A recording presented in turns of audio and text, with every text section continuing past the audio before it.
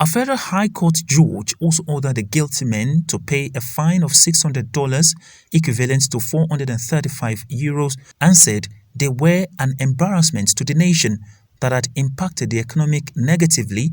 The verdict was handed, and each of them were convicted as charged. And we had a 4-count charge. The court found them guilty of all the counts and convicted them accordingly.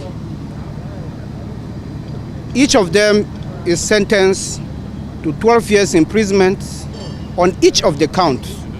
Cumulatively, they have a maximum of 48 years to spend.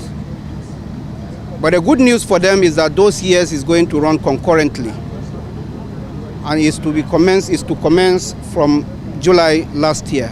And it will be recalled that during the attack, they've recovered some money which was stolen from the victims of the pirate attack.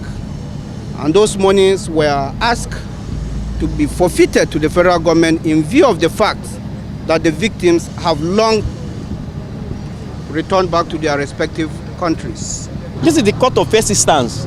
As a matter of fact, we are taking the judgment immediately. We want to study it, and we are definitely climbing upstairs. We are going to challenge the judgment, and of course there are some areas that we are not comfortable with personally on our part, because the issue we advocated before the judge or canvassed before the judge, to my mind, our client ought not to be guilty. Pirates were convicted of hijacking the Chinese merchant ship FV Helifeng 2 in the Gulf of Guinea in 2020.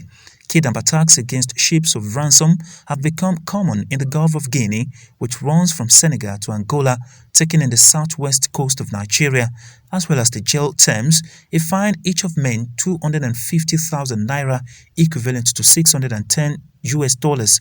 The Navy rescued 18 crew members on board the Chinese vessel from pirates on May 15, 2020, also arresting their 10 captors.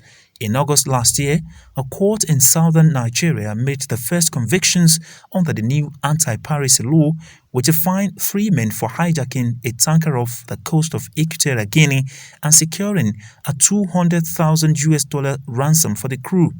The merchant shipping industry has long pressed Nigeria to take action in the seas in the region, which has been dubbed Piracy Alley.